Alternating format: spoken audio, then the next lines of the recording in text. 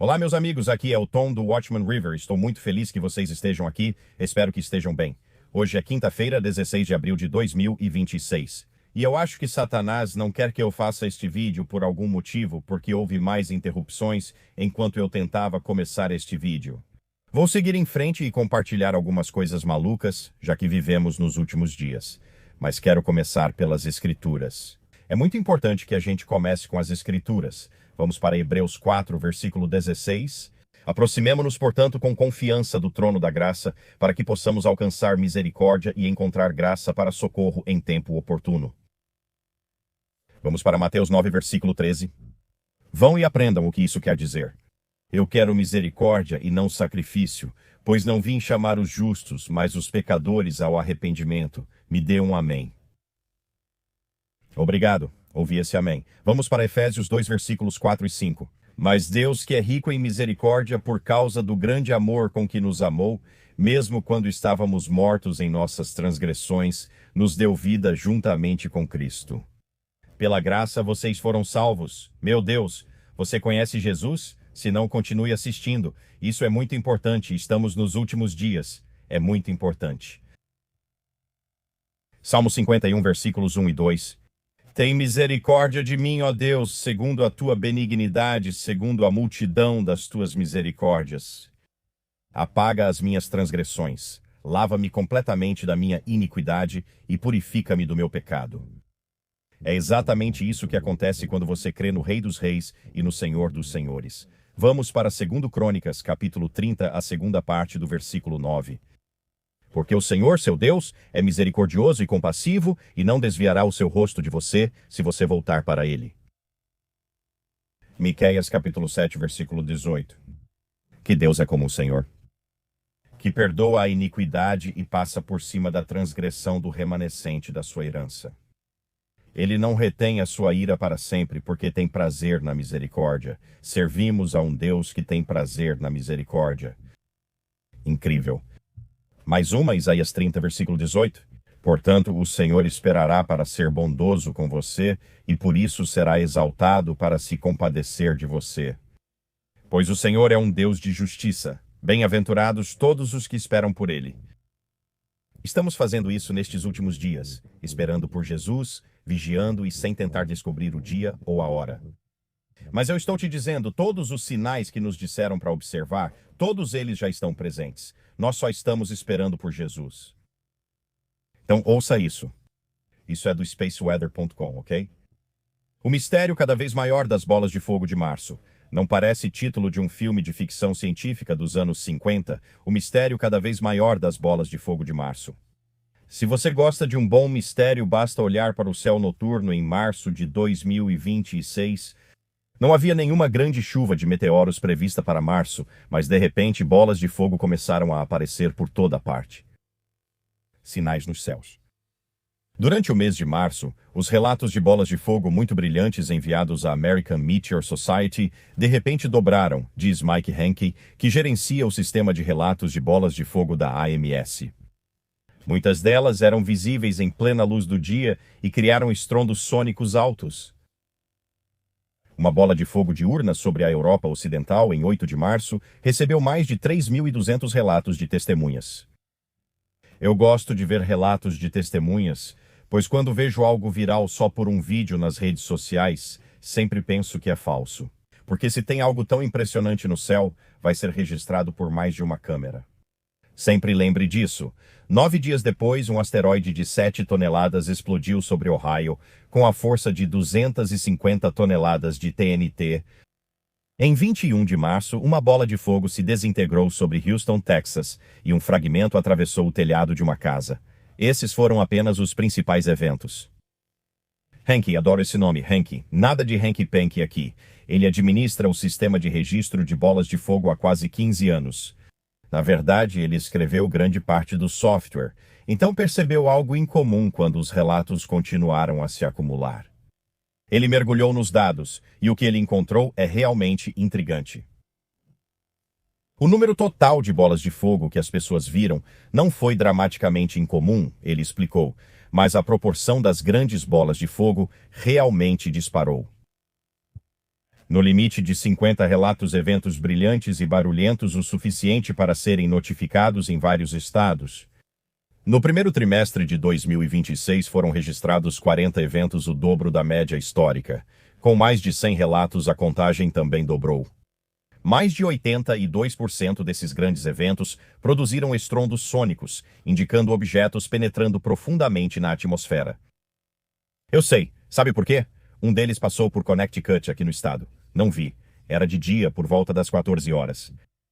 Plena luz do dia. E um amigo meu viu e falou sobre isso. Ele disse que foi incrível, nunca vi nada parecido. Achei que estamos vivendo os últimos dias. O Estados Unidos Today havia noticiado isso há poucos dias. Mais um dia, mais um meteoro, 5 estados relataram avistamento de bola de fogo. Outro meteoro foi visto cruzando o céu acima de partes do leste dos Estados Unidos por mais de 160 quilômetros, levando várias cidades e estados a presenciarem a bola de fogo em 7 de abril. O meteoro passou pela região nordeste do país por volta das 14h34 no horário do leste, de acordo com a NASA. Esse foi o que meu amigo viu, que também descreveu como uma bola de fogo. Moradores de Connecticut, Delaware, Nova Jersey, Nova York e Pensilvânia relataram à American Meteor Society terem visto a bola de fogo nesse horário. E novamente, quando vejo vários relatos, começo a prestar mais atenção e acreditar. Se vejo um vídeo com alguém dizendo, meu Deus, olha aquilo, eu normalmente não confio se não houver outra pessoa que tenha gravado. Eu geralmente acho que é só uma modinha do TikTok, sabe? Mas eu comecei a ouvir sobre todas essas bolas de fogo e você sabe o que eu estou pensando. De alguma forma, eu sempre relaciono as coisas com comida. Eu penso em bolas de fogo, sabe? Aqueles doces redondos duros de açúcar deliciosos. Mas enfim, vamos seguir em frente com o que está acontecendo. E sabe o que tudo isso significa? Eu não sei. Talvez não signifique nada. Acho que estamos bem avançados nessa espera pela volta de Jesus. Acredito que esses devem ser alguns dos sinais nos céus que nos disseram para procurar. Sabe, é nisso que acredito. Quero falar sobre o que está acontecendo.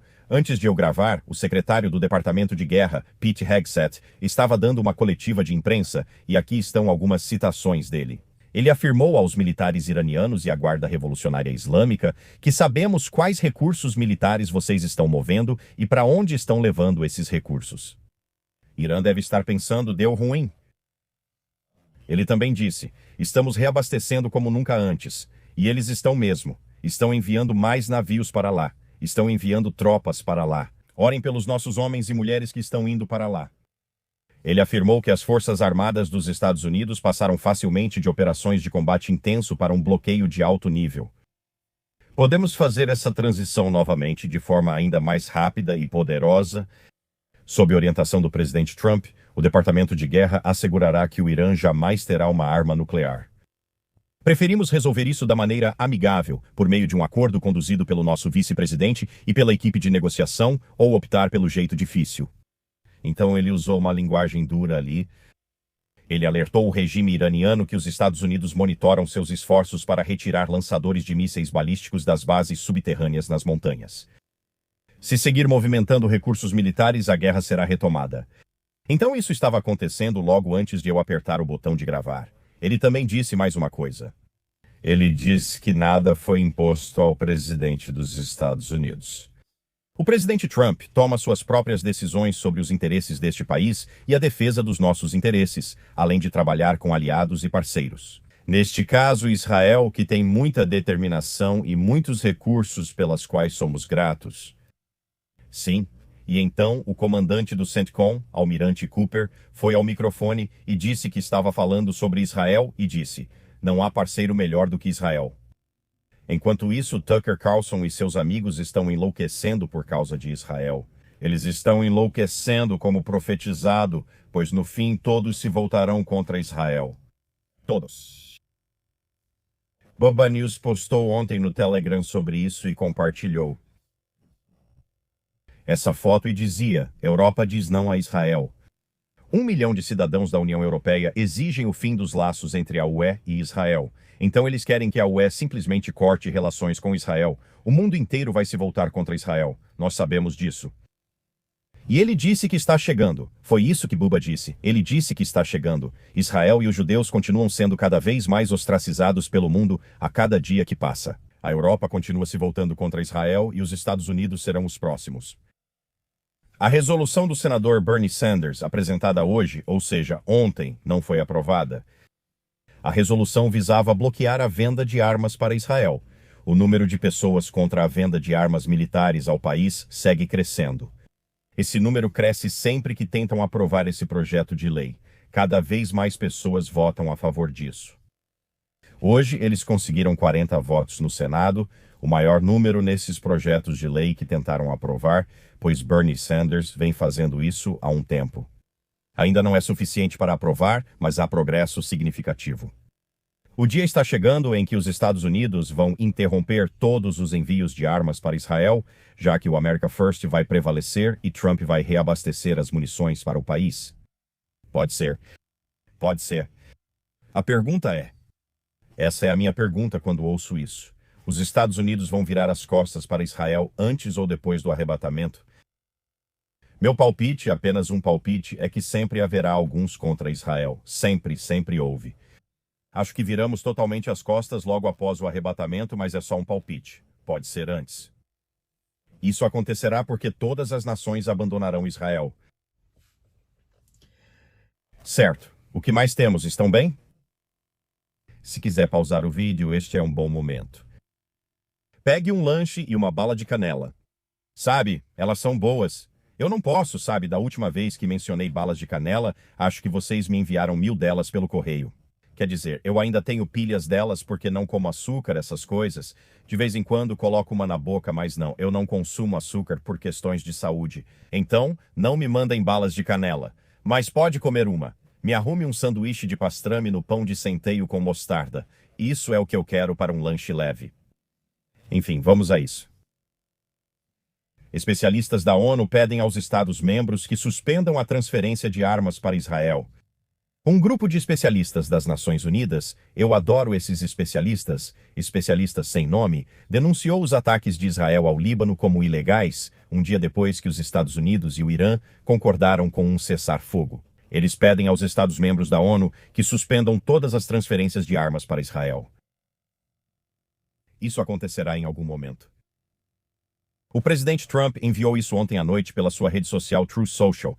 Ele disse que está tentando conseguir um pouco de alívio nas tensões entre Israel e o Líbano. Faz muito tempo desde que os dois líderes conversaram, 34 anos. Isso vai acontecer amanhã.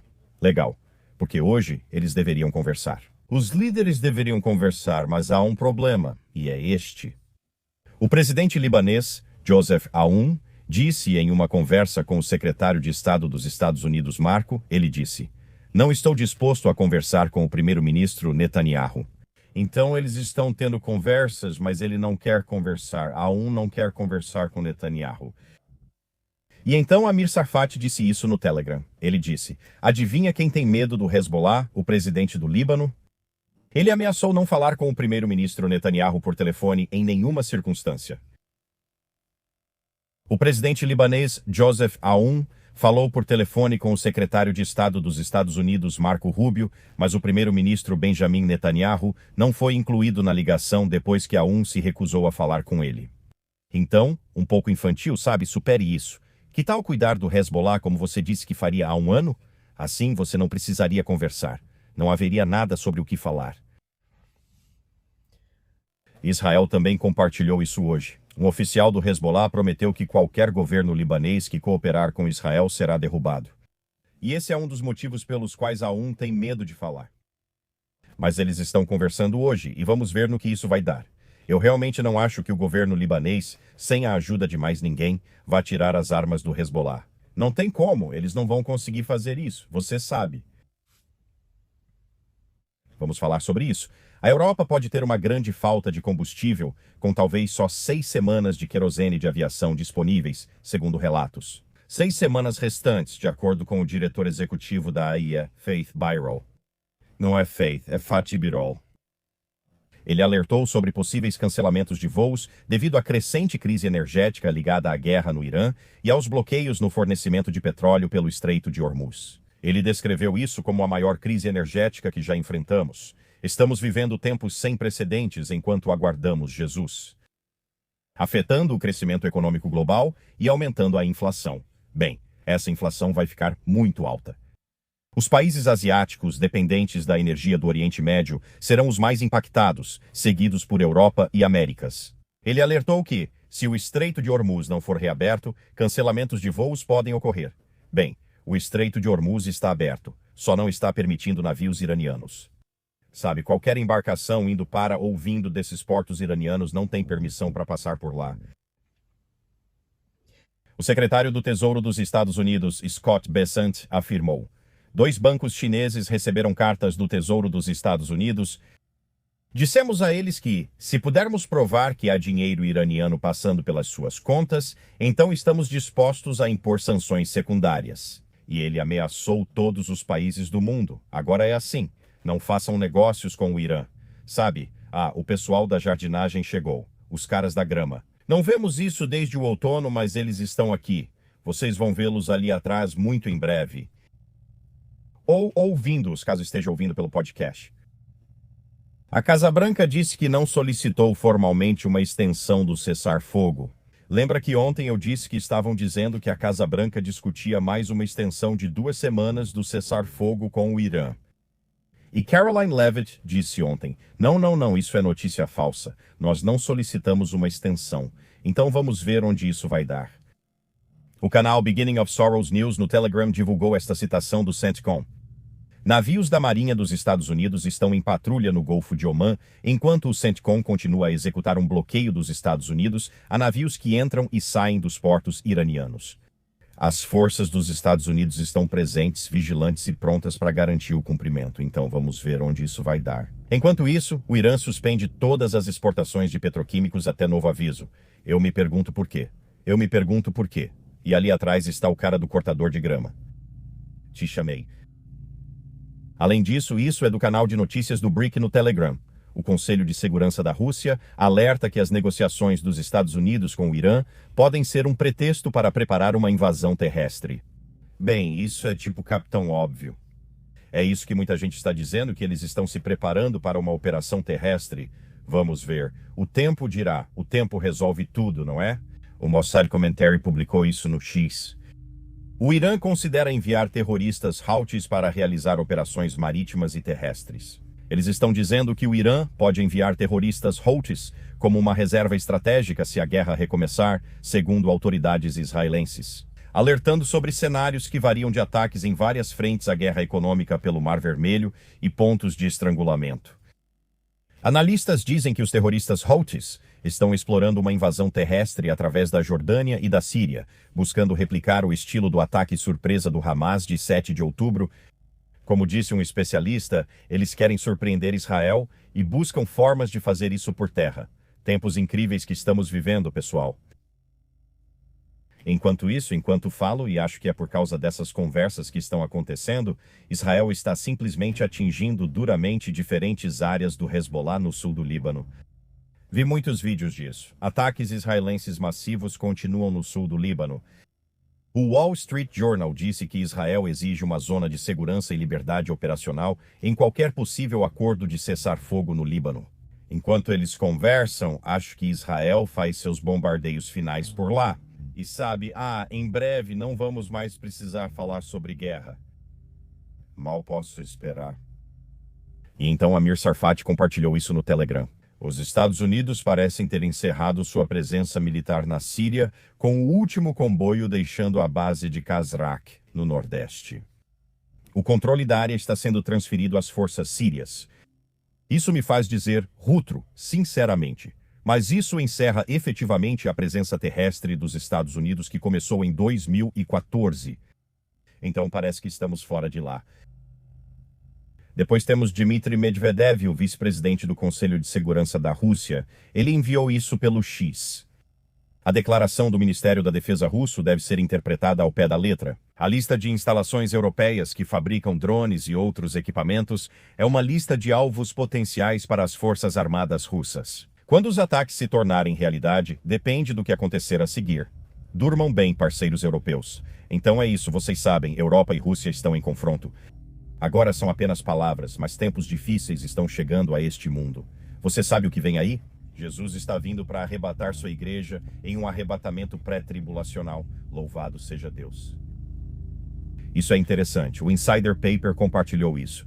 A secretária de imprensa da Casa Branca, Caroline Leavitt, disse que buscaria respostas com as agências relevantes. Após ser questionada sobre relatos de que 10 cientistas americanos com acesso a material nuclear ou aeroespacial classificado desapareceram ou morreram desde meados de 2024. Sim, eu vi muitas notícias sobre isso. Desculpe pelo barulho do cortador de grama, mas não há nada que eu possa fazer sobre isso. As janelas estão fechadas, e você sabe. Então, 10 cientistas desaparecidos ou mortos desde 2024. As chances disso acontecer parecem bem baixas, sabe? Disso realmente acontecer. E aí, hoje de manhã, ou talvez ontem, em Geelong, Austrália, um grande incêndio irrompeu na refinaria Viva Energy. A refinaria fornece 50% das necessidades de combustível de Victoria e 10% das necessidades da Austrália. Tem havido tantas refinarias e refinarias de petróleo pegando fogo nas últimas semanas. Você percebeu isso? É o tempo todo. Incrível. Tudo bem. O que mais? Terremotos. Nas últimas 24 horas houve 33 acima de 4.0 e 11 acima de 5.0. Então é isso. Você está atualizado. Você está atualizado. Você sabe o que isso significa? Desculpe, estou vendo cortadores de grama legais. A cidade tem cortadores de grama muito legais. Então é hora de ir para o mundo dos palhaços? Vamos para o mundo dos palhaços. Escuta isso. Tem mais um estudo sobre como a IA faz mal para o nosso cérebro. Você acha? Um grupo de pesquisadores dos Estados Unidos e do Reino Unido realizou um estudo sobre o que a IA faz com o nosso cérebro. Os resultados são, em uma palavra, sombrios. Descobrimos que a assistência da IA melhora o desempenho imediato, mas isso tem um custo cognitivo elevado. Foi isso que o estudo declarou. Pesquisadores disseram que só 10 minutos usando IA já tornam as pessoas dependentes. Você está ouvindo? Você não percebe os tempos em que vivemos? Apenas 10 minutos usando IA fizeram as pessoas se tornarem dependentes da tecnologia, o que levou à piora do desempenho e ao esgotamento quando as ferramentas foram retiradas. O estudo acompanhou pessoas que usam IA para trabalhos cognitivos que exigem raciocínio intenso. Isso se refere a coisas como escrever, programar e criar novas ideias, que são alguns dos usos mais comuns. Os pesquisadores recrutaram 350 americanos que foram convidados a resolver algumas equações envolvendo frações. Metade dos participantes teve acesso concedido aleatoriamente a um chatbot especializado baseado no ChatGPT-5 da OpenAI para ajudar, enquanto os outros tiveram que fazer sozinhos.